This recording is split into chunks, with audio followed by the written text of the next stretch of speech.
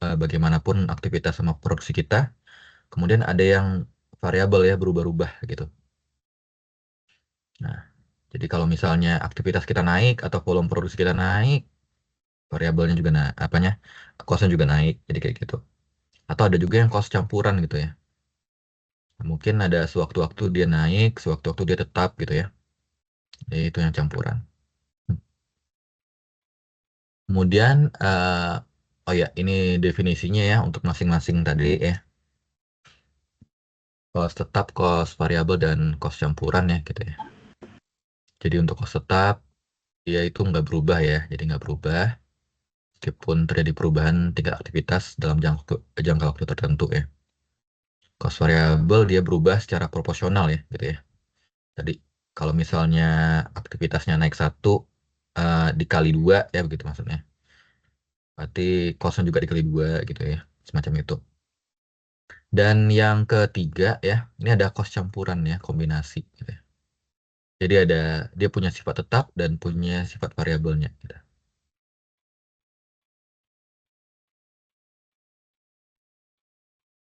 Hmm,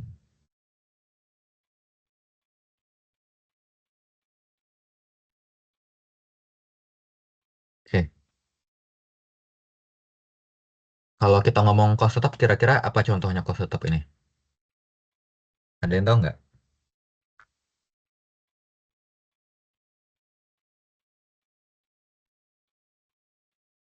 Kalau di pabrik kalian yang cost tetap gitu, kira-kira apa tuh?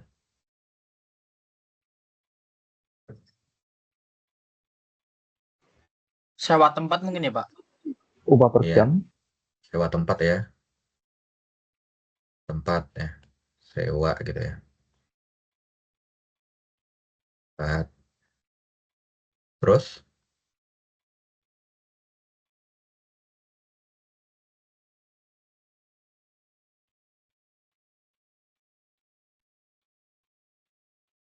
ada lagi. Pajak masuk nggak, Pak? Pajak tergantung revenue ya sebenarnya. Oh. Tergantung revenue bisa jadi variabel ya mungkin ya. Yang campuran lah kalau gitu.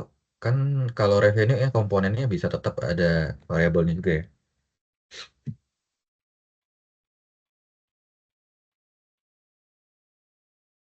Mungkin service peralatan ya, service equipment ya, peralatan gitu ya.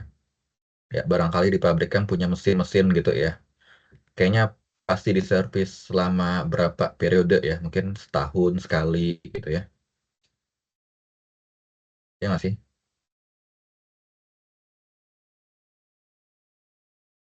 Kalau peralatan kita nggak tahu ya cost-nya ya. Hmm, Peralatan kayaknya investasi sekali dalam berapa tahun ya, kita nggak tahu ya. Cuma kalau biasanya kalau servis harusnya rutin ya.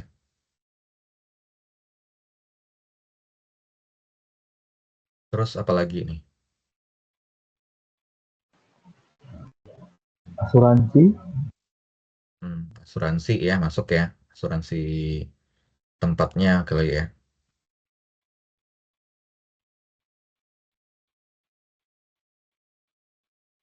Ya, masuk ya di sini ya. Nah, lanjut kita ke cost variable.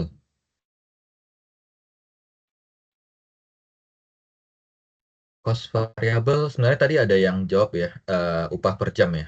Sebenarnya upah per jam ini jatuhnya ke cost variable sih ya, kalau saya lihat upah ya, upah pekerja gitu. Karena apa gitu ya? Karena kalau masing-masing pabrik tuh pasti tahu ya, misalnya kalian kerjanya 10 jam ya per hari ya. 10 jam itu satu orang itu mereka pasti ekspektasinya menyelesaikan berapa komponen gitu ya. Ya anggaplah kalian kayak produknya ini ya, dibagi-bagi ya, ada komponen-komponennya gitu ya. Jadi satu orang misalnya bisa dalam 10 jam bisa berapa 10 komponen gitu. Pasti hitung-hitungan pabrik kayak gitu sih. Belum lagi ditambah kalau lembur ya. Kalau lembur kan jam kalian naik ya. Dari 10 jam mungkin. Dari 10 jam. Jadi berapa tambah 4 jam gitu ya, 14 gitu ya. Berarti yang tadi awalnya satu orang jadi 10, karena 10 jam berarti sekarang satu orang jadi 14 gitu. Jadi ngikut ya sebenarnya. Apalagi yang cost variable selain upah.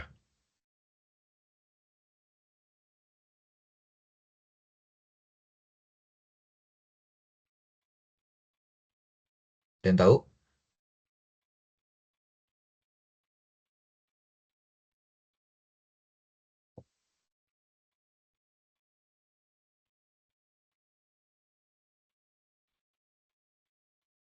yang digunakan buat membuat itu apa tuh? Yang digunakan Bahan baku, Pak. ah, benar kan? Bahan Bahan baku. baku ya. Kuliah Tambah bahan baku. Hmm, bahan baku. Ya, ini pasti ya, gitu ya. Misalnya untuk bikin satu equipment, satu alat, satu komponen gitu ya, kalian butuh berapa plastik gitu ya, berapa kilogram gitu ya. Misalnya produk kalian yang molding-molding ya, kayak cetak apa gitu.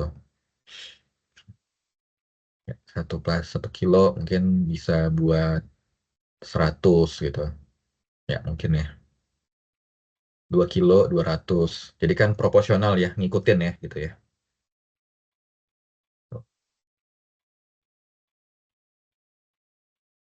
Hmm, ya kalau campuran ya, campuran kira-kira apa nih?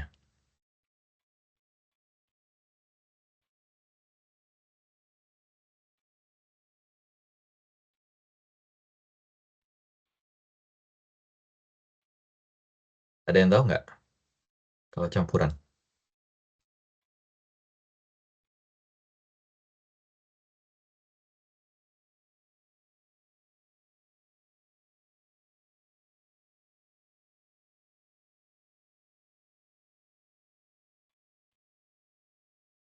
Sebenarnya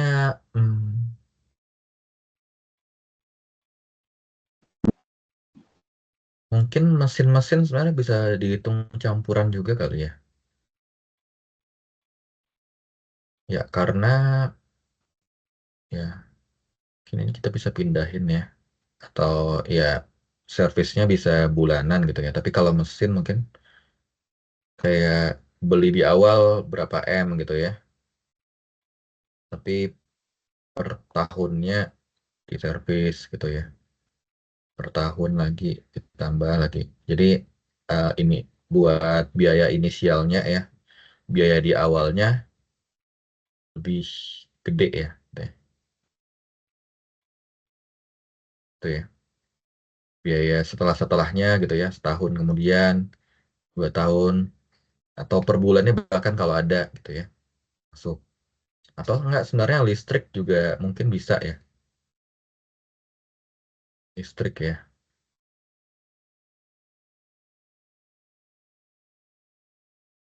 bisa nggak ya? Gaji karyawan juga termasuk nggak sih, Pak? Hah? Eh, Gaji karyawan. gaji karyawan awal-awal tinggi ya, gede ya? Iya, kan Oh bisa iya. kayak mungkin ada karyawan yang lembur atau ada kenaikan pada tahun berikutnya gitu. Oh kalau kenaikan ini lagi, beda lagi. Soalnya kenaikan pasti nggak jauh-jauh beda nggak sih dari inisialnya. Kalau masih di tempat yang sama, mungkin kayaknya berapa kira-kira? Maksimal berapa? 20 kali ya, 20%. Nggak, ini kita ngomongnya ini kalau dia dia terhadap ini ya, terhadap aktivitas ya maksudnya atau tingkat produksi gitu ya. Jadi kalau misalnya biaya ini naik gitu ya, eh, kira-kira berapa seberapa ngaruh sama tingkat produksi kita gitu ya. Gitu. Ya, kalau listrik kan bisa aja ya. Jadi buat di awal ya buat ngidupin mesinnya ya. Pertama ngidupin mesinnya mungkin butuh berapa ya. Eh, ya, saya pengennya ngomong dalam KWH ya, tapi ya mungkin lah kita convert dalam ini aja lah ya, dalam apa won ya kali ya. Mungkin sekali cetek gitu 100.000 won gitu. Nanti sejam berikutnya mungkin 10.000, 10.000 sejam selanjutnya juga 10.000 gitu ya. Ya kan kalau mesin kalau listrik ya awal-awal pasti butuh daya yang gede ya buat ngidupin semua mesin-mesinnya. Ya kan?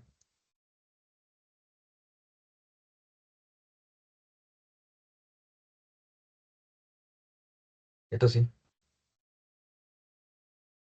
Oke,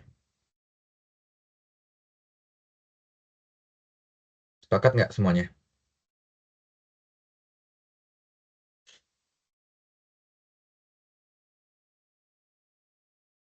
Jadi ini mesin ya.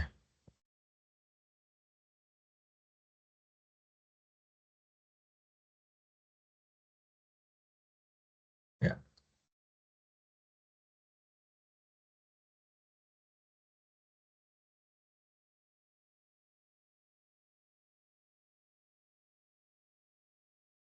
ya benar.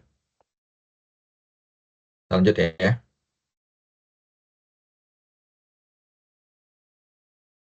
Kemudian kita ngomongnya kapasitas eh, aktivitas ya, gitu ya.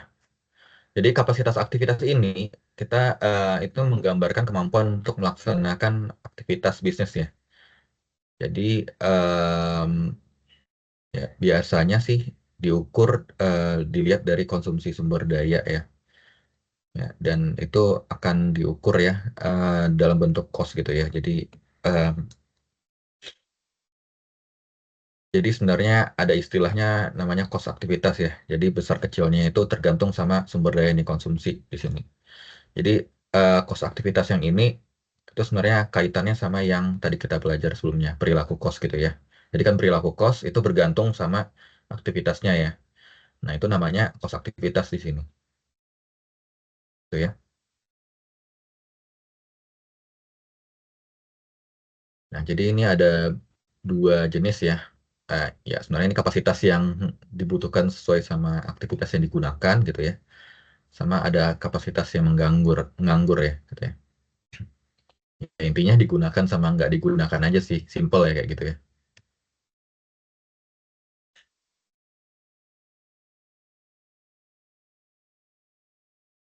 Nah, ini ada aras kapasitas ya. Jadi ada beberapa 1, 2, 3, 4 ya. Ada 4 jenis ya kapasitas ya. Ada kapasitas teoritas gitu ya. Jadi maksimal kapasitas yang dipakai jika mesin atau pabrik beroperasi gitu ya. Dengan kecepatan penuh tanpa hambatan dan interupsi. Nah, ini ideal banget ya.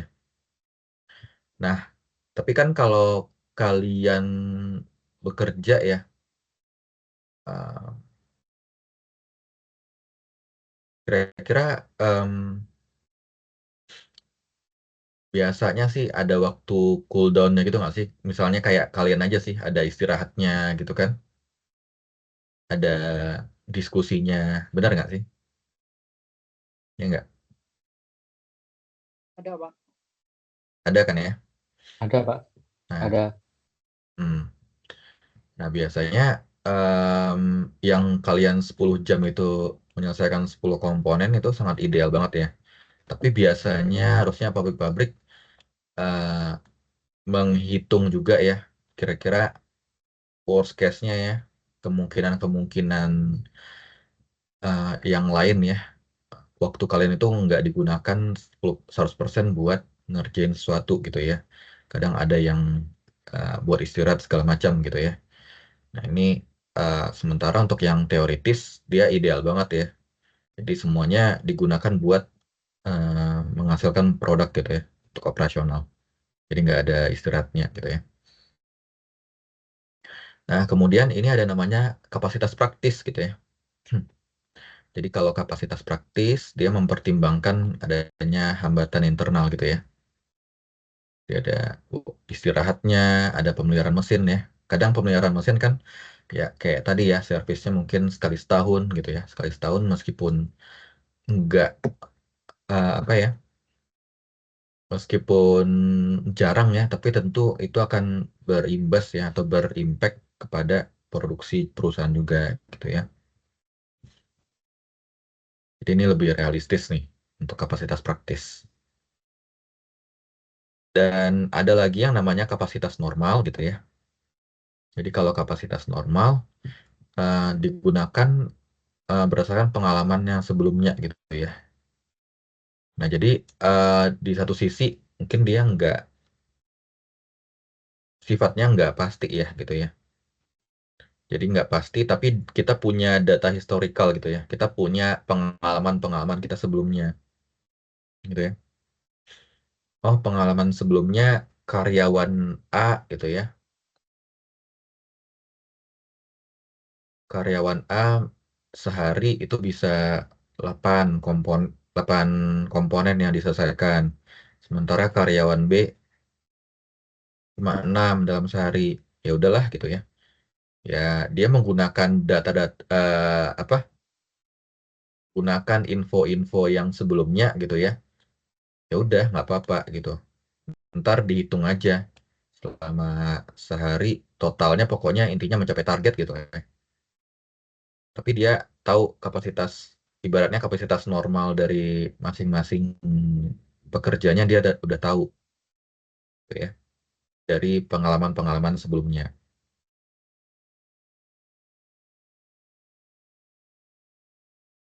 Nah, sedangkan untuk kapasitas aktual ekspektasian gitu ya, ini lebih ke prediksi ya, diharapkan soalnya. Kalau yang kapasitas normal kan ini berdasarkan pengalaman ya. Tapi kalau ini ekspektasi, misalnya dia nambah satu pekerja baru gitu ya. Rata-rata pekerja itu eh, menyelesaikan sehari komponennya ada 8 ya gitu ya. Nah, dia nambah 3 pekerja baru ya. Otomatis dia ekspektasinya 3 kali 8 ya. Jadi tambah 24 gitu ya. Kira-kira dalam sehari dia bisa nambah 24 komponen nih gitu ya. Nah ini kan yang diharapkan ya secara ekspektasi gitu ya. Oke, udah ngerti untuk yang ini?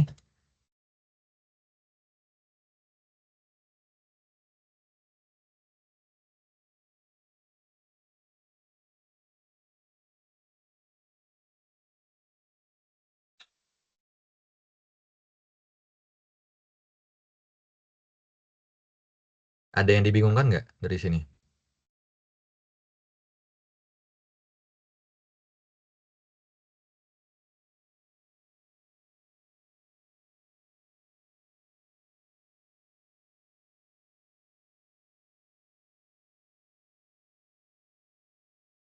Hmm?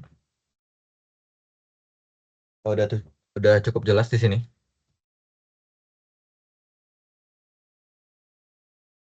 Aman, Pak. Aman ya. Oke, ntar kalau misalnya ada pertanyaan, kasih tahu aja ya. Nah, Ya, Pak. ini oke, sip. Lanjut ya. Ini sekarang kita ada namanya istilahnya pemicu cost ya atau cost driver gitu ya.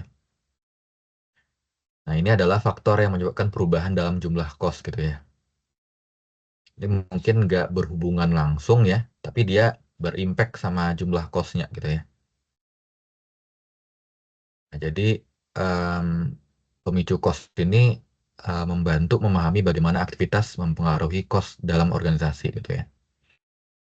Jadi dia digunakan untuk mengukur penggunaan sumber daya dan kapasitas aktivitas ya. Ini ada 2 ini.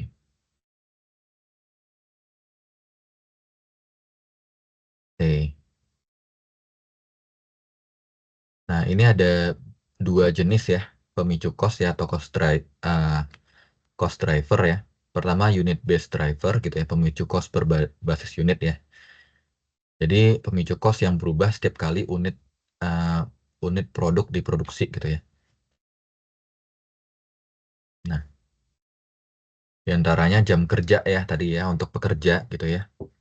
Jam kerja kan berubah, maka produksinya juga berubah gitu ya. Atau sebaliknya gitu ya. Misalnya sehari, misalnya rata-rata sehari kita 10 10 jam gitu ya, 10 komponen gitu ya. Nah, ternyata unit produksi kita untuk target sehari ini kita butuh 14 gitu ya, kayak tadi gitu ya. Nah, secara otomatis kita akan nambah jam kerja gitu ya. Jam kerjanya nambah 4 jam, makanya kita lembur 4 jam. Jadi ada unit based driver di sini, itu istilahnya. Ya. Jadi driver ini salah satunya adalah jam kerja langsung ya, gitu ya. Kemudian bahan baku ya, gitu ya. Kalau tadi kita targetnya 14, biasanya 10 ya untuk menghasilkan 10 komponen. Secara otomatis kita butuh 14 bahan baku lagi gitu ya. Itu juga jam mesin ya. Jadi ya kurang lebih mirip sama yang tadi ya sebenarnya, yang variabel gitu ya. Nah, selanjutnya dia ada pemicu cost yang non unit ya. Jadi yang ini eh, yang kedua ini dia nggak bergantung sama jumlah unit produksi ya. Jadi untuk setup mesin pertama kali gitu ya, atau mungkin ada inspeksi ya yang makan waktu juga ya. Kalau biasanya inspeksi ya, kalian kan harus lebih persiapkan ya agar lulus inspeksi gitu ya. Mungkin beberapa aktivitas produksi jadi diberhentikan gitu ya, karena kita fokus untuk inspeksi biar lulus saja gitu ya. Sama jumlah pemindahan material ya contohnya. Gitu ya. Hmm.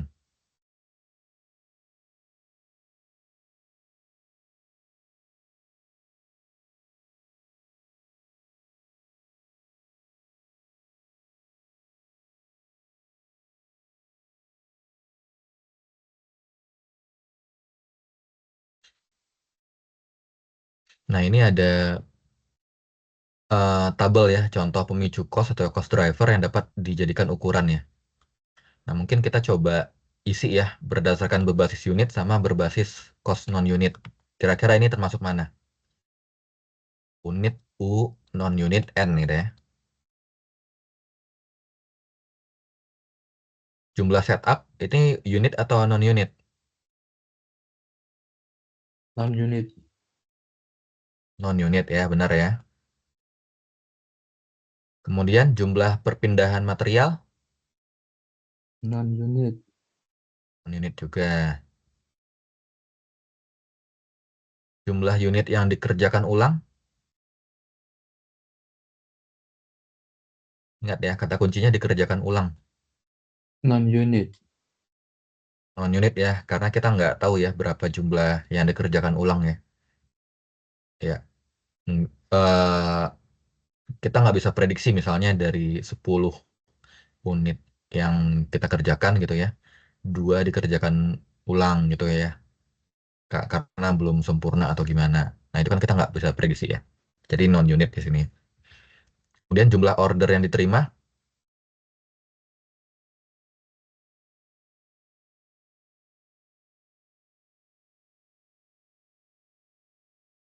Unit mungkin, Pak. unit ya. Jadi jumlah order yang diterima segitu, ya udah kita produksi segitu ya biasanya. Betul nggak? Lanjut, jumlah jam inspeksi,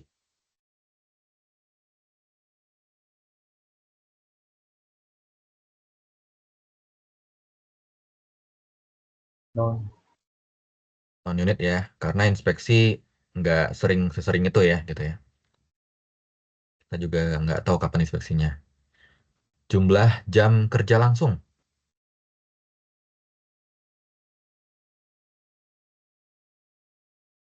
jumlah jam kerja Unit, langsung, Pak. Unit. unit. Unit. Oke, ya unit ya. Jumlah jam kerja mesin sekarang, Unit. Unit. Unit juga. unit juga ya, naruh ya.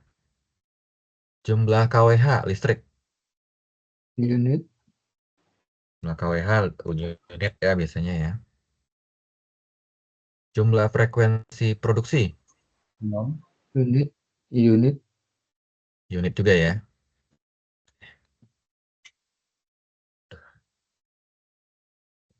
Unit ya. Oke, udah ya.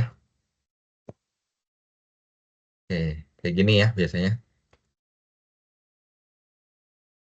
Oke, kayaknya udah pada paham ya harusnya ya. Jadi seperti ini kira-kira.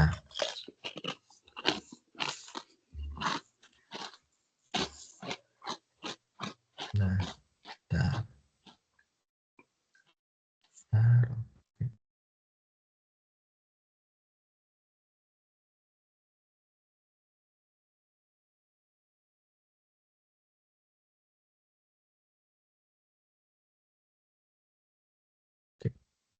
Oke, sorry. Hmm.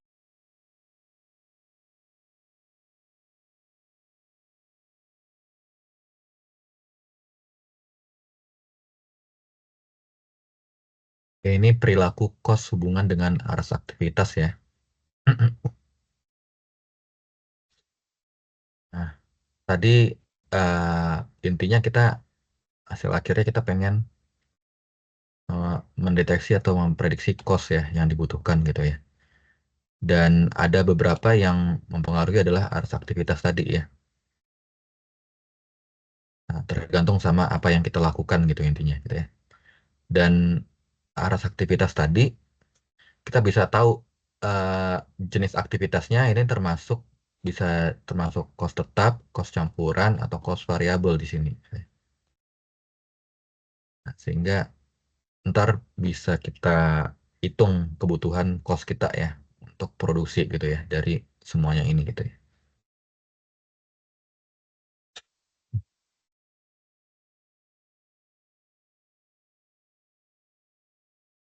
Nah, oke. Ini adalah mungkin ini penjelasan lebih detail ya terkait sama cost variabel ya. Tadi kita udah ngomong ini akan berubah ya jika terjadi perubahan tingkat aktivitas. Jadi misalnya target kita hari ini nambah, maka otomatis cost bahan baku nambah, cost pekerja juga nambah ya. Nah, tapi sebenarnya di sini dia nggak benar-benar linear ya, tapi ada bertahap gitu ya. Cuma kita pakai pendekatan biasanya biar lebih gampang ngitungnya jadinya linear kayak gini. Gitu. Itu kan. Nah, kemudian cost tetap ya. Jadi cost tetap jadi dia nggak akan berubah ya meskipun ada perubahan tingkat aktivitas ya gitu ya. Jadi intinya em, ya secara apa mungkin bakalan kalau kita ngomongnya jangka pendek ya mungkin dia nggak akan berubah gitu ya. Tapi mungkin sekitar 5 tahun lagi, 6 tahun lagi ya ada di satu ketika mungkin kita pengen beli mesin baru gitu ya, mesin produksi baru gitu ya. Nah sebenarnya satu mesin itu kapasitasnya juga ini ya linear ya, sebenarnya variabel juga gitu ya. Misalnya kita punya satu mesin bisa prediksi sehari 10 buah mesin, prediksinya 20 gitu ya.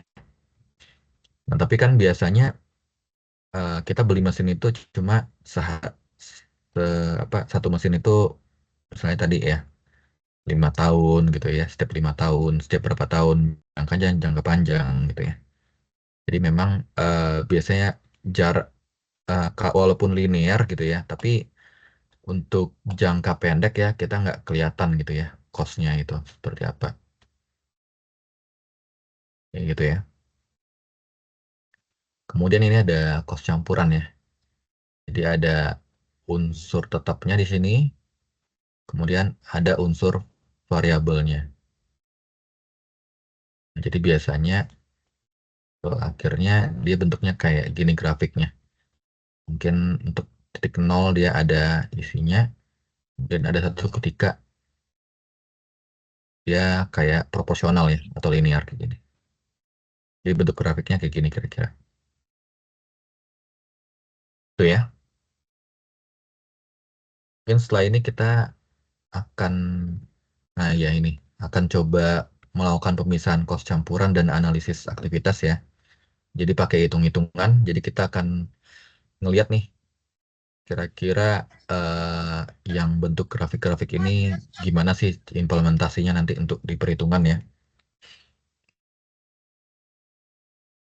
Oke.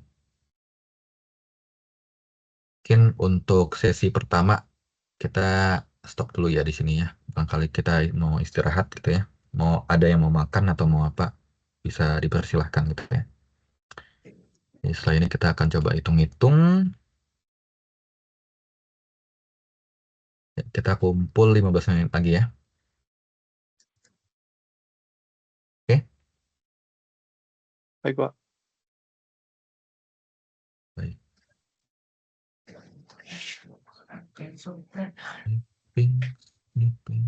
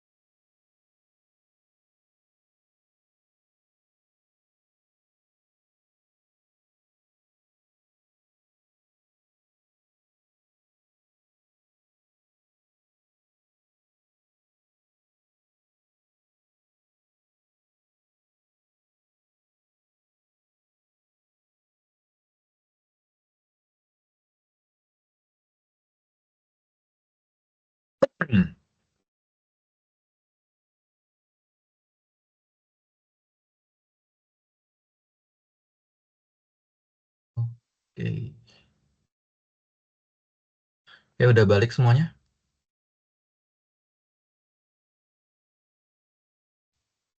Udah, Pak. Udah? Sudah, Pak. Oke, siap. Kita lanjut ya. Sudah, Pak. Baik. Oke.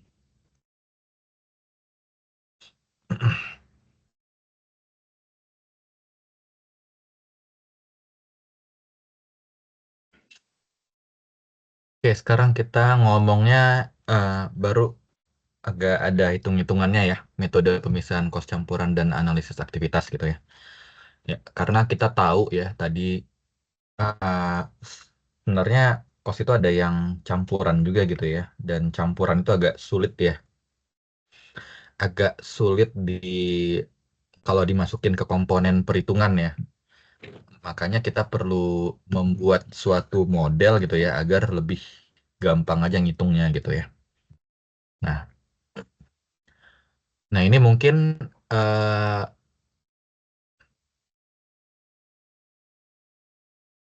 ada rumusnya. Sebenarnya rumusnya sama aja kayak rumus persamaan garis lurus ya. Ini kalian tahu nggak yang pelajaran SMA? Biasanya kita tahu Y sama dengan MX tambah C kan? Tahu nggak? Rumus persamaan garis lurus. Ada yang masih ingat?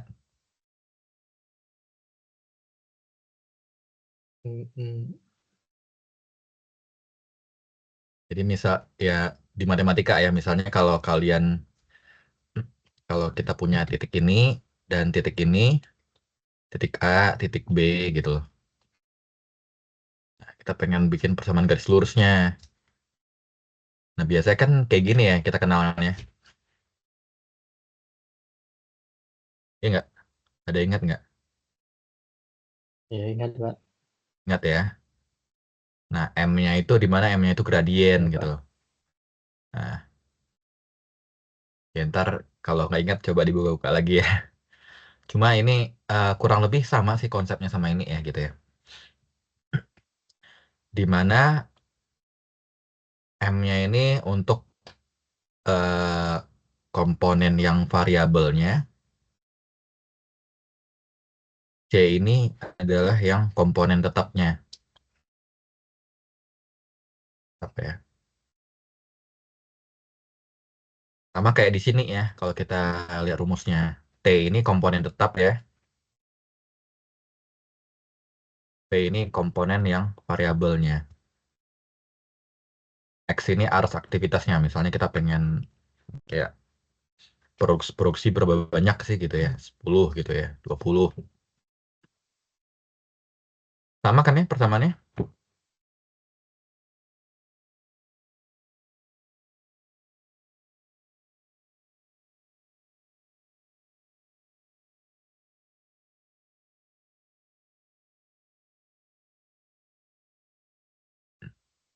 Jadi jangan takut ya kalau ada hitung-hitungannya dikit ya. Dikit aja kok ini. Kurang lebih sama pakai rumus persamaan garis linear yang di matematika SMA dulu ya. Di sini SMA atau SMK nih? Nggak jelas. Eh? SMK, Pak. Orangnya tadi gitu. SMK, Pak. SMK ya. SMK ada belajar matematika nggak? Atau penjurusannya beda-beda nih? Jurusan otomotif, Pak. Jurusan jurusannya apa? Otomotif, Pak. Mesin. Mesin. Ya kalau mesin wajib lah ya ada matematik. Wajib. Banyak, Pak. Banyak kan? Ya. Ya, ini salah satunya lah gitu ya. Salah satu matematika yang sering dipakai lah. Biasanya keluar di UN. Kalian tahun 9 berapa sih? Masih ada UN nggak? Pak, ada UN dulu. Masih, Pak. Masih ada ya. Masih, Pak. Terakhir, Pak, tapi berbasis. Masih, Pak. Oke, terakhir ya. Angkatan Iya. terakhir. angkatan terakhir. Ya harusnya ada lah ya kayak gini-gini. Belajar persamaan garis lurus, apa faktor-faktor segala macam, logaritmik segala macam kayak gitu harusnya ada ya. Ini ambilnya satu aja nih, persamaan garis lurus. Oke? Nah, hai. Nah, ini dasarnya seperti ini ya. Tapi kan tujuan akhir kita pengen mendapatkan persamaan ini. Gimana sih caranya gitu kan? Gimana sih caranya? Nah, sini ada beberapa cara yang dikenalkan di modul ini ya. Pertama ada namanya metode titik tertinggi dan titik terendah. Jadi misalnya A ini titik yang apa nih? A ini titik tertinggi ya. B ini titik terendahnya. Nah, kita manfaatin ini ya untuk dapatin gradien yang tadi gitu. Untuk dapatin yang V yang tadi ini. Atau komponen yang variabel ini. Ini gradien lah ya. Nanti baru kita masukin ke persamaannya masing-masing ya. Harusnya persamaan baik yang YA mau YB sama aja sih gitu. Ini kan persamaan yang tadi ya. Persamaan yang ini. Y sama dengan T tambah VX ya. Tapi ini ada komponen. Tapi dia ngelihat dari komponen A sama komponen B ya. Yang titik tertinggi ya. Yang A tertinggi. Dan yang B titik yang terendahnya. Sama kok persamaannya sebenarnya. Nah, biar lebih jelas, kita masukin ke contoh kasusnya di sini ya. Nah, ini ada data ya. Data volume aktivitas dan total cost aktivitas peti kemas. Nah, Januari 2 juta gitu ya. Februari 2,5 juta. Maret 2,5 juta. Nah, emang kalau cost-nya itu kadang nggak tentu. Tapi sebenarnya ada garis lurusnya sih gitu ya. Sampai akhirnya di Oktober dia 6 juta gitu ya. Ya, ini sesuai sama jumlah peti kemas yang diproduksi ya gitu ya.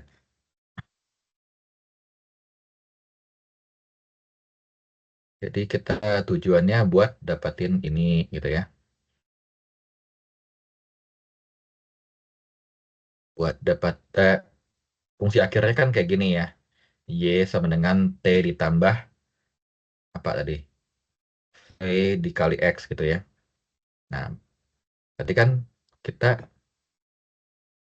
Y sama dengan T ditambah P kali X. Nah, kita cari T sama V-nya.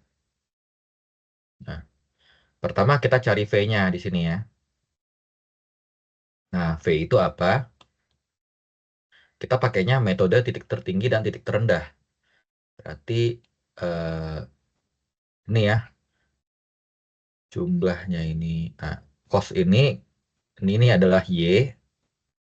Jumlah peti kemas ini adalah X-nya.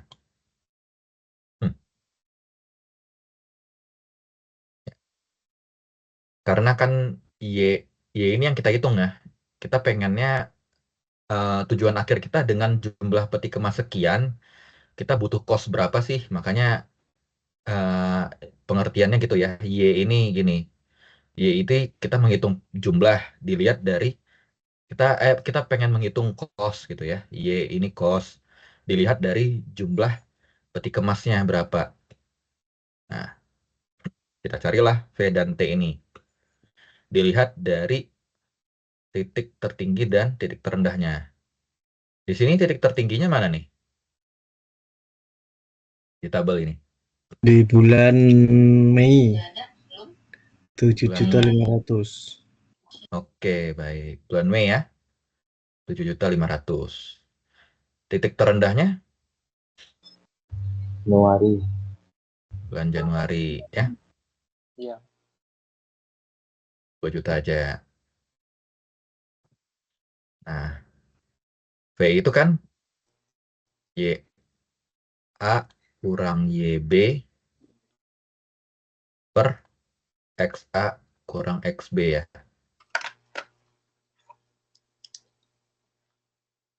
Nah, Y-nya ini, YA-nya tadi 7,5 juta ya.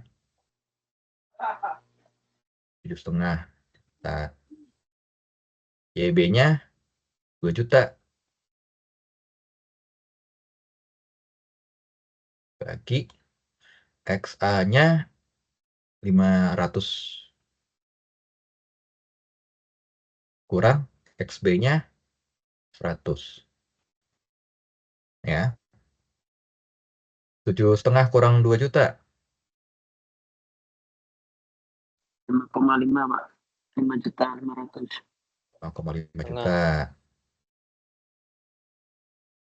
500 kurang 100. 400. 100. Nah, ini ya. Pakai kalkulator atau apa, 5,5 juta dibagi 400, kita dapat kira-kira cost variabelnya segini. 13.750 ya.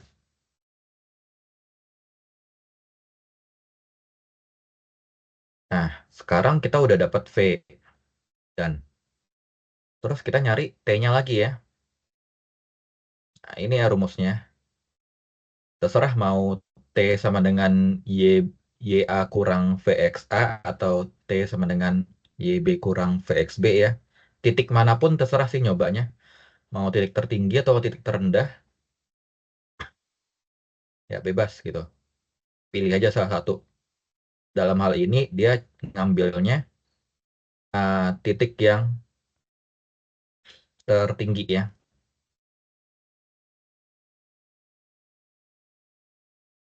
Plus 7.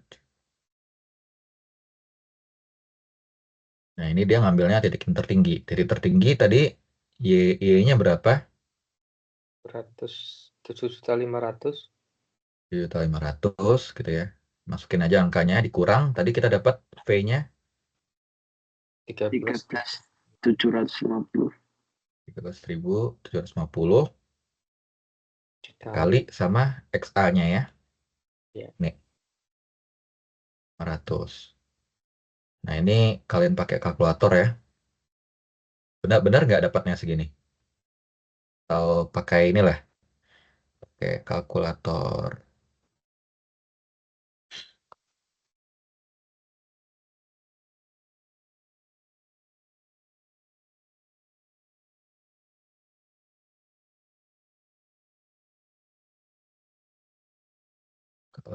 Ya, pakai laptop ya.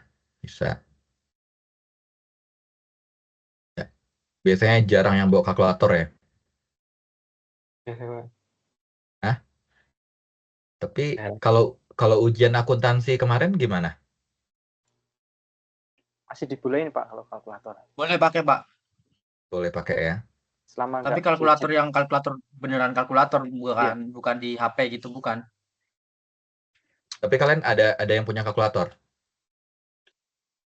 Nggak ada Pak. Nggak ada. Oke. Ngumpet-ngumpet. Ya, ini berguna banget sih kalau untuk akuntansi ya.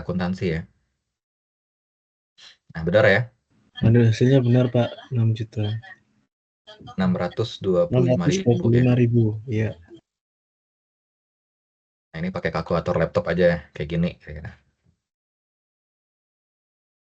Bentar ya.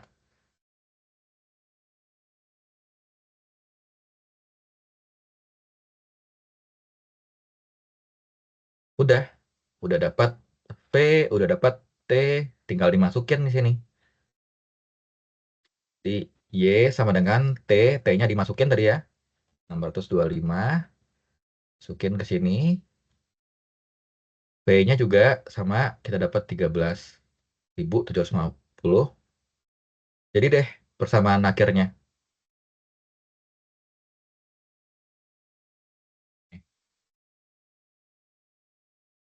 Bisa ngikutin nggak?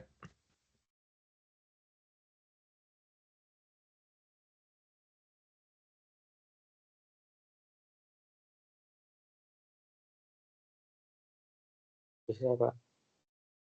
Kita ya.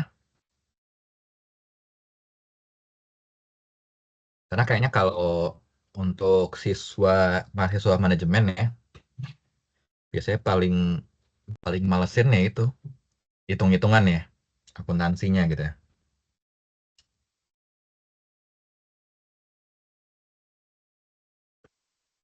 Tapi kan kita manajemen bisnis ya, harusnya kalau kita ngelihat uang jadi lebih tertarik ya, walaupun ada hitung-hitungannya. Ini ya, Iya, Pak. oke. Sekarang kita lihat metode yang lain gitu ya. Metode yang lain ada namanya metode diagram pencar ini. Jadi kita plot ya semuanya, cost sama aktivitasnya, dan nanti kita tarik garisnya untuk melihat persebarannya. Nah, kalau yang sebelumnya, kita kan cuma mempertimbangkan titik tertinggi sama titik terendah ya. Kalau yang sekarang, diagram pencar ini, ya karena kita ngelihat persebarannya ya, jadi kita uh, lebih lebih inilah ya, lebih menggambarkan data keseluruhan lah ya, dibandingkan yang kayak tadi, cuma ambil titik tertinggi dan titik terendahnya doang. Itu sih yang pengen kita pengen kita ubah di metode sebelumnya. Sekarang kita sebenarnya ambil yang tabel yang tadi ya ini ya. Ini mungkin kita lihat contohnya aja. Tabel yang tadi kita plot lah ke masing-masing titik sini. Sehingga kita dapat yang seperti ini.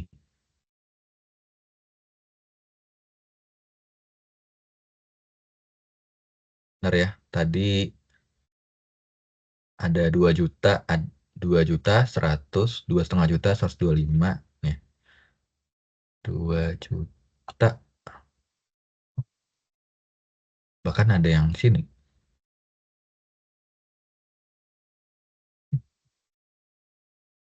Sebaran data yang mana ini? Ada 7,5.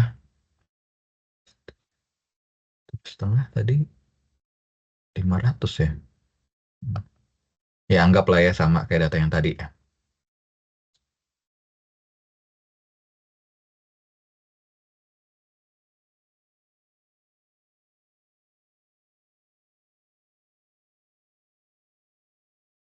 Oke. Nah, ya, anggap ini sama ya persebaran datanya sama yang tabel tadi gitu ya. Nah, di sini kita coba ambil garis lurusnya aja dari yang punya data titik-titik ini. Kita coba ambil garis lurus ya. Set gitu ya. Kira-kira apa yang kita dapat di sini? Dan setelah kita coba gambar garis lurus, kita sebenarnya ambil titik mana aja sih gitu ya. Mau ambil titik yang bersinggungan ya, titik yang segaris sama garis yang kita bikin ya. Misalnya bisa, ini bisa, ini bisa, ini juga bisa. Nah, ambil aja 2 titik di antara titik yang bersinggungan sama garis ini. Nanti kita masukin lagi ke rumus buat nyari P sama T-nya. Kalau yang tadi kita mempertimbangkan titik tertinggi sama titik terendahnya, kalau sekarang kita ambil garis lurus, terserah kita mau ambil titik yang mana, yang bersinggungan sama garis ini. Jadi seperti itu sih.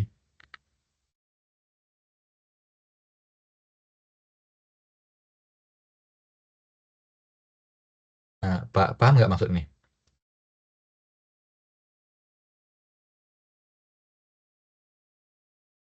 Kalau tadi kan berarti ini titik terendah ya.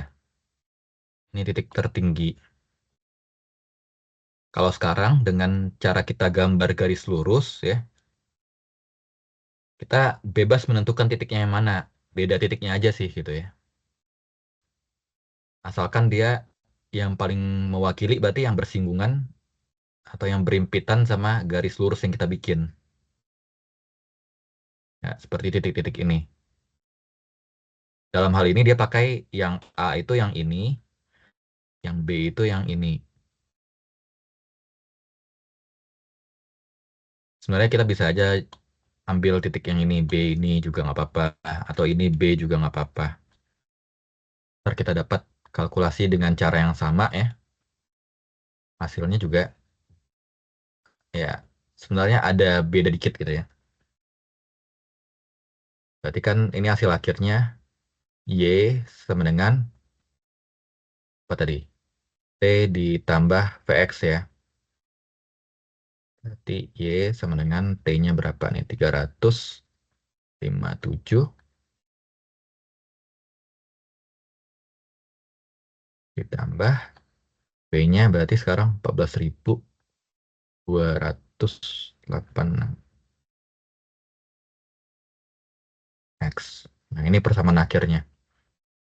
Agak beda sama yang sebelumnya sih. Kalau yang tadi kan 625 ditambah 13.750. Ya, karena kita pakai metodenya yang berbeda gitu ya.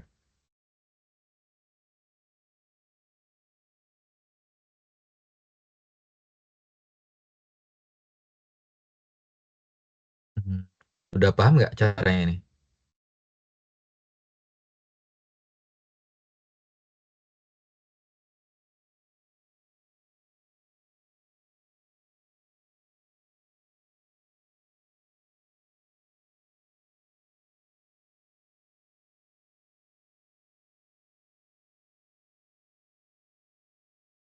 Atau bingung?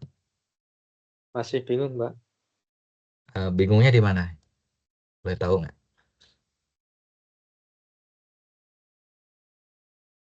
Cara menentukan nilai-nilainya itu loh, Pak. Apa garis lurus atau titik temu, cari titik temunya apa gimana, Pak ya? Kalau garis lurus ini awalnya kita kira-kira aja nih. Yang penting mewakili dari persebaran data yang di sini. Ini kan karena datanya banyak yang di sekitar sini ya, maka kita tarik garis lurusnya sini.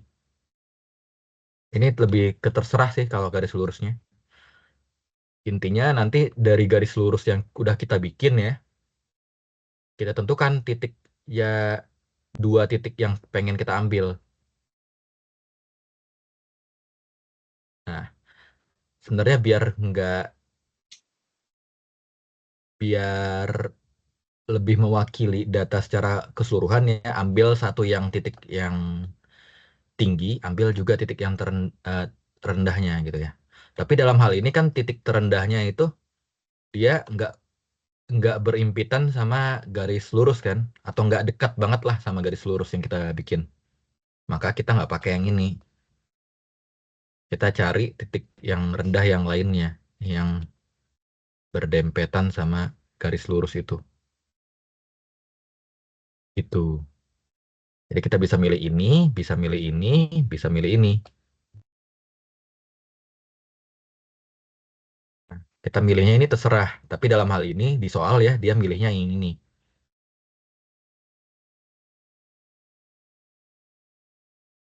Yang ini ya.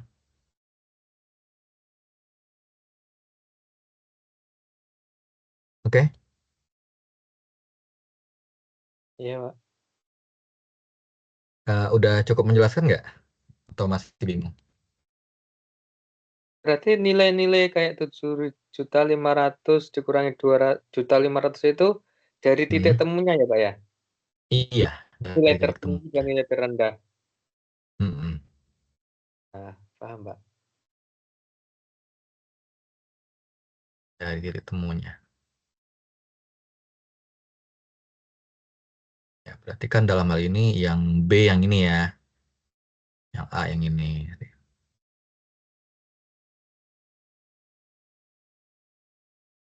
B yang ini, A yang ini.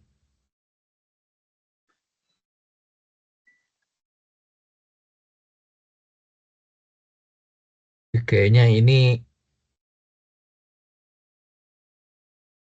titik-titik datanya nggak sesuai sama skalanya sih kalau saya lihat ya. Soalnya 7,5 itu di sini. Harusnya di atas sini. Tapi ini kayak di 7 juta ke bawah gitu loh. Ya, cuma kurang lebih metodenya sama kayak yang saya jelasin aja ya, gitu ya. Walaupun datanya agak ini sebenarnya. Berarti dia intinya dari garis tadi dia ngambilnya titik yang ini gitu ya. 2,5 juta ini sama 7,5 juta ini. Tadi kan 2,5 juta sama 150 kan? Iya kan? 2,5 juta sama 150. Kalau tadi kita ngambilnya titik tertinggi dan titik terendah aja. Kalau yang tadi kita harus gambar garis dulu biar kita tentukan dua titiknya itu gitu loh. Jadi nggak langsung titik tertinggi, titik terendah. Tapi kita lihat kira-kira titik mana yang dekat sama garis yang kita bikin gitu. Oke?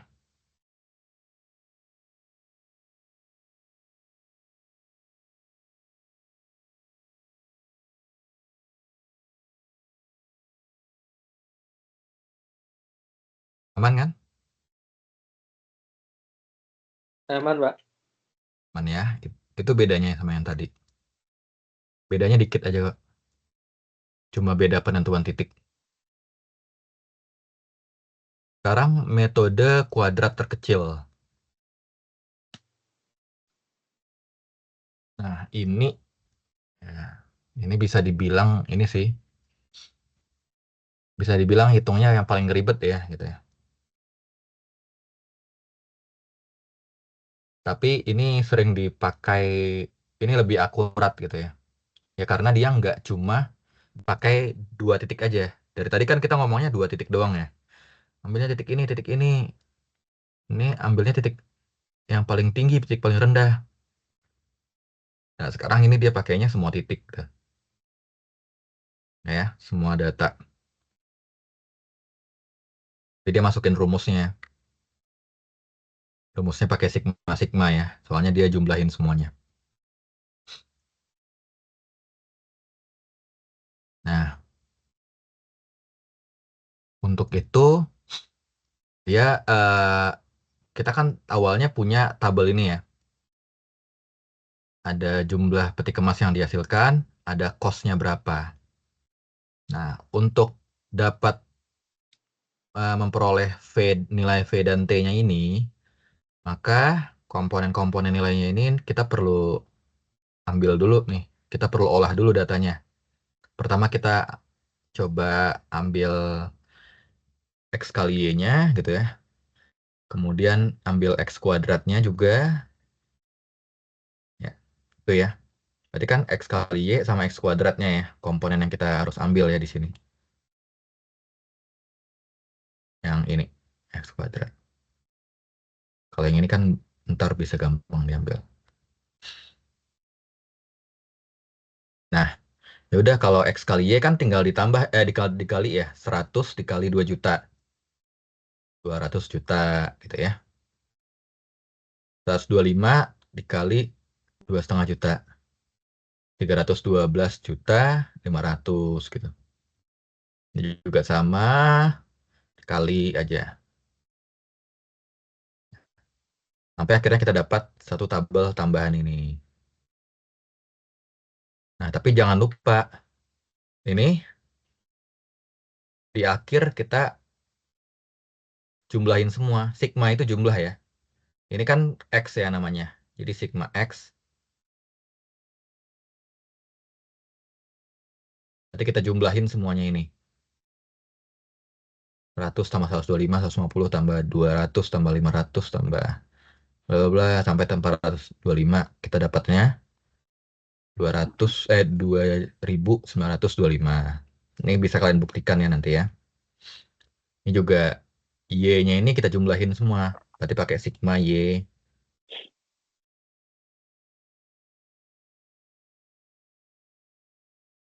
2 juta tambah 2,5 juta tambah semuanya sampai tambah 6 juta kita dapatnya 43.500.000.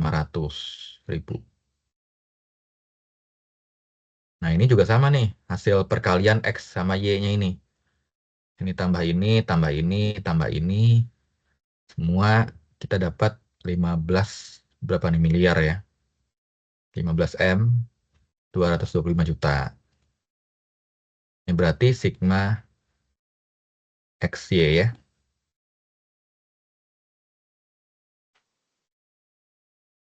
Ini X kuadrat ya. Berarti dikuadratin aja 100 kuadrat berapa? 1000. 10.000 ya, benar ya? Coba dipakai kalkulatornya lagi, guys. 125 kuadrat benar nggak? 15.625.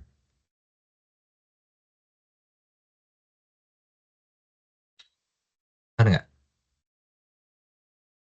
Benar, Pak, benar. Benar kan? Oke. Nah, iya, ini tinggal dikuadratin aja yang X ini. Dikuadratin. Kita dapat di sini habis dikuadratin, jangan lupa ini kayak saya kasih batas deh. Nah, ini ditambah, tambah, tambah, tambah, tambah, tambah, tambah. Dapat akhirnya ini sigma X kuadrat dengan 1.056.875. Udah, kita udah dapat komponen-komponennya. Kita masukin deh ke rumus-rumus ini. Ya.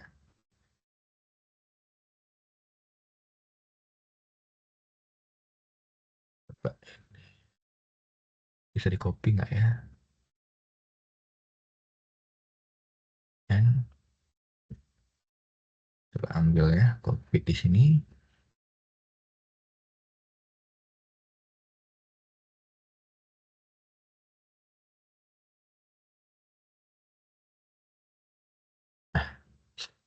Udah, kita hitung ya. Untuk V-nya.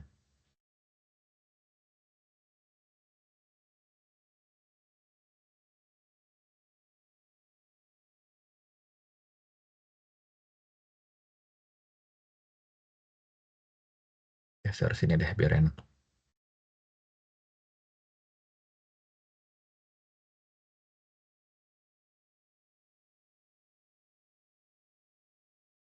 V sama dengan sigma XY, berarti berapa nih? Sigma XY 15 miliar. 12 miliar. Angkanya gede-gede banget nih. 25, 23, 23. Dikurang sigma X-nya. 2, 9, 25. Kali Dikali sama sigma Y-nya ya.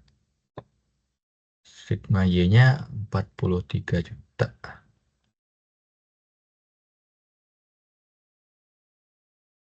$500.000.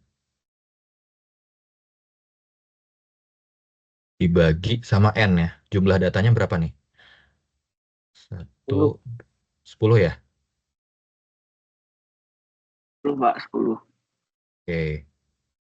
Kan 10 ya, benar ya, 10 ya. Ini bagi 10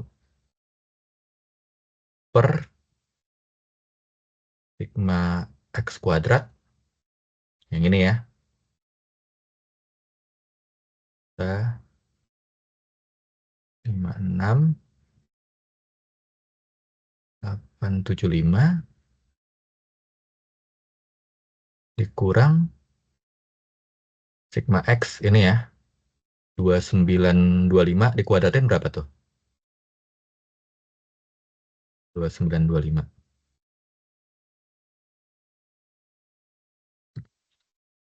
Ayo, pakai kalkulatornya.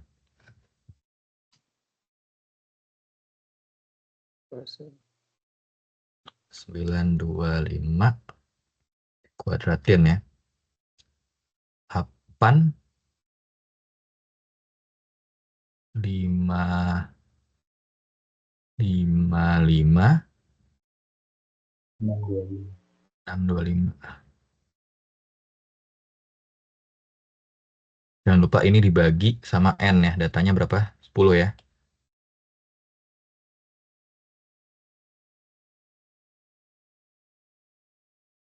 Ini angkanya banyak nih.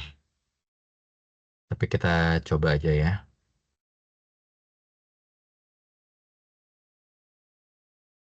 Mau coba pakai kalkulator, tapi kayaknya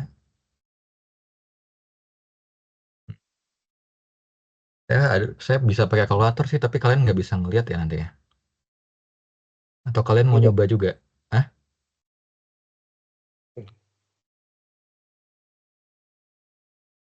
Benar nggak hasilnya 12.424 ini?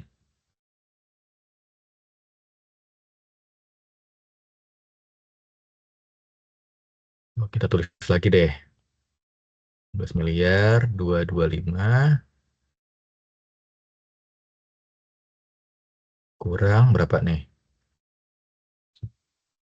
2925 dikali 43.500 bagi 10.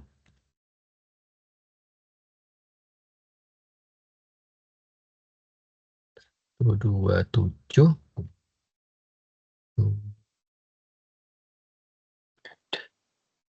3750 000 12 miliar ya. Bagi ini 10 sejuta 56.875 kurang 8555 dibagi 10. 855.526.25 62,5. Dah. Nih, masukinlah nilainya. Ada 15 miliar. Ini miliar ya, nolnya kurang 3 lagi. Oke. 225, 223 dikurang 12, 723, 750, 223, 1.56, 875, 8.555,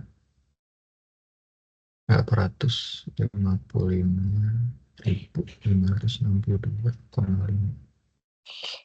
Banyak banget. Ya, benar ya. Kalau kalian pakai kalkulator dapatnya sama 12.125,712 biasanya. 713 lah. Nah, tapi komanya bisa kita abaikan karena kecil.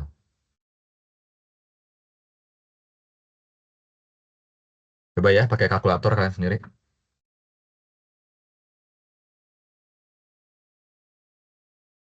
Nah, ntar bakalan dapat nilai V-nya. Jangan lupa kalian hitung lagi T-nya. T-nya pakai rumus ini.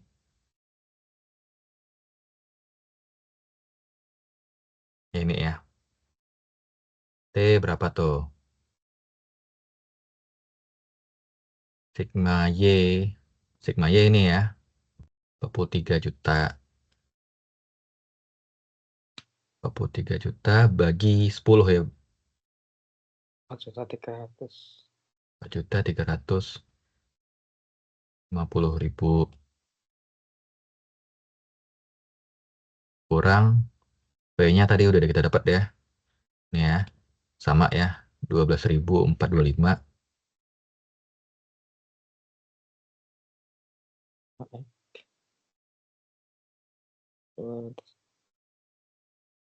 Dikali X-nya. Sigma X ini ya. 2925.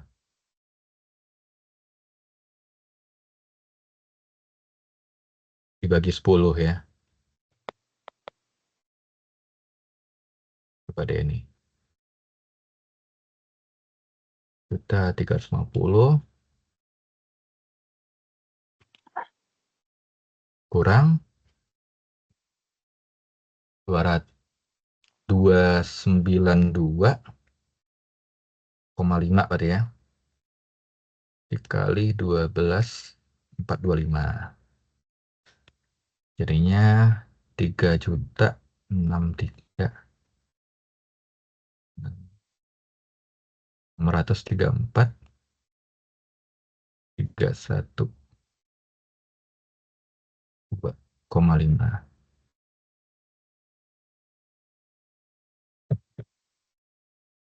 Kurang. Ini dapatnya pasti sama nih. Pak, maaf Sebenarnya. izin masuk kelas. Oke, siapa? Tulis namanya di chat dulu ya.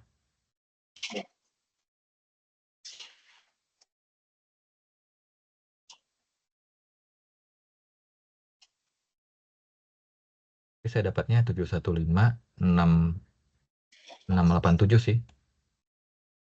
Ini agak beda ya. Ya mungkin dia nggak pakai koma ya. Atau gimana. Ya. Ntar di cross check aja, tapi saya dapatnya segini. Atau dia pakai koma dulu sih di sini. Di perhitungannya ini.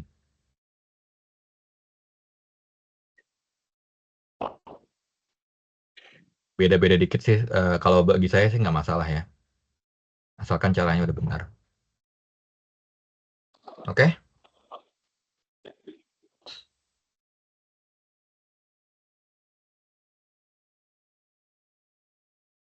Nah, kalau yang ini sebenarnya lebih akurat.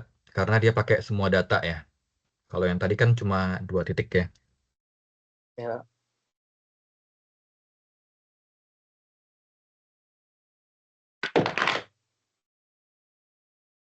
Oke.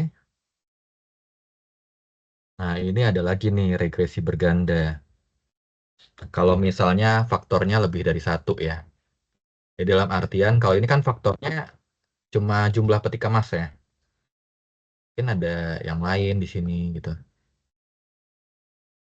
Pak gitu. Jumlah jam pekerja segala macam gitu ya. Mungkin persamaannya beda lagi. Lebih complicated lagi ya, lebih sulit lagi. Nah ini ya. Jadi ada jumlah jam kerja mesinnya, ada jumlah unit produksinya juga gitu ya. Kalau tadi kan kita jumlah peti kemasnya doang ya, X1-nya. Ini kita tambah lagi jumlah kerja mesin, jumlah unit produksi, jumlah apa gitu ya. Seperti itu kira-kira.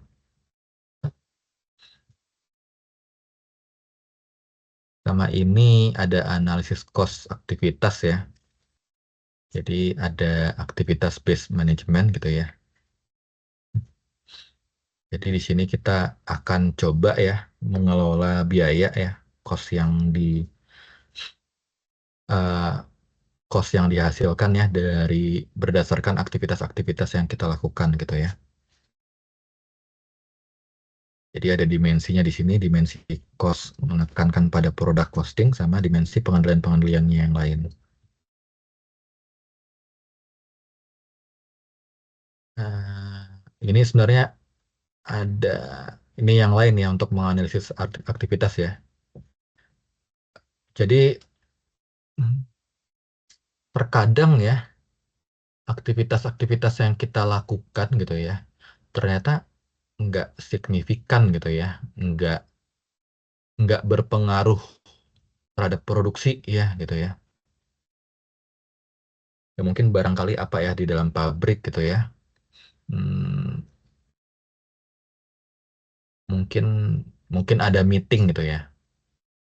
Ada meeting sama sama apa ya? Meeting internalnya terlalu banyak gitu ya. Meeting internal terlalu banyak. Padahal itu nggak berpengaruh pada produksi kalian loh gitu ya. Mungkin ya, nggak tahu ya, permisalan aja. Ternyata ada proses bisnis yang mana yang lain. Ada training gitu loh. Mungkin efek trainingnya tidak kelihatan gitu ya, nggak signifikan sama hasil produksinya atau gimana. Ya, mungkin aja gitu. Nah, jadi kita perlu analisis tuh kira-kira aktivitas-aktivitas seperti apa, apakah dia signifikan terhadap apanya produksinya atau enggak gitu ya, atau cuma nambah cost doang gitu ya, tapi nggak berpengaruh sama produksi. Ya itu kita lakukan analisis lah gitu ya.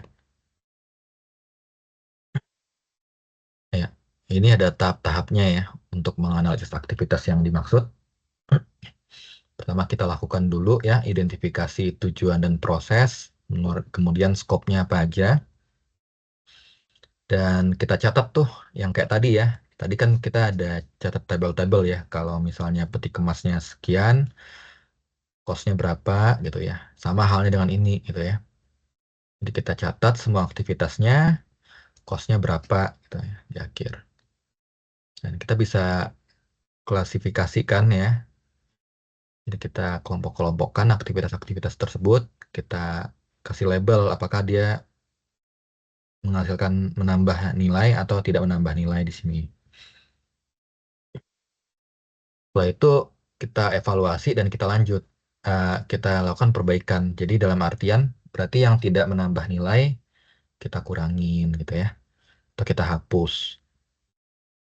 Kita lanjutin yang menambah nilai aja. Jadi seperti itu. Jadi seperti itu ya, untuk yang nggak menambah nilai, kita eliminasi, kita mengatasi masalahnya. Kadang yang aktivitas yang itu sebenarnya itu bukan permasalahan utamanya, mungkin ada akarnya yang lain gitu ya. Itu cuma itu cuma akibat dari akar dari masalah yang tadi gitu ya. Dan kita bisa ngurangin beban kerja untuk yang nggak menambah value. Kita bisa lakukan peningkatan metode kerja sama mengurangi kapasitas yang tidak digunakan gitu ya. Jadi aktivitas-aktivitas yang tidak menambah nilai kita hilangkan aja. Oke. Mungkin itu ya untuk pertemuan sesi kedua kali ini. Ya, ada matematikanya dikit lah gitu ya. Tapi harusnya masih bisa diikutin ya. Nanti tinggal diulang-ulangin lagi aja. Oke, barangkali ada pertanyaan sejauh ini.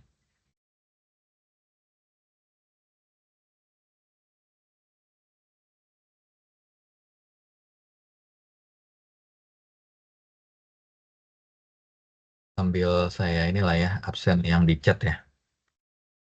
Di chat.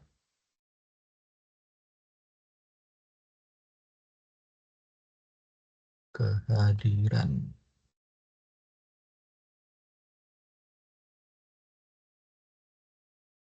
Tambahannya ada, oh tadi Uli Nuha udah. Muhammad Murodi.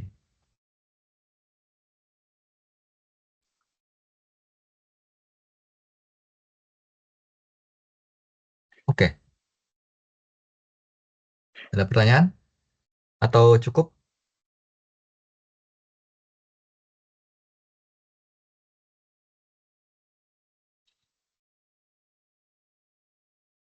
Cukup, Pak. Kalau cukup, kita selesaikan sekarang ya. Jadi bisa di-leave. Nanti segera saya akan langsung share ya PPT-nya di grup ya.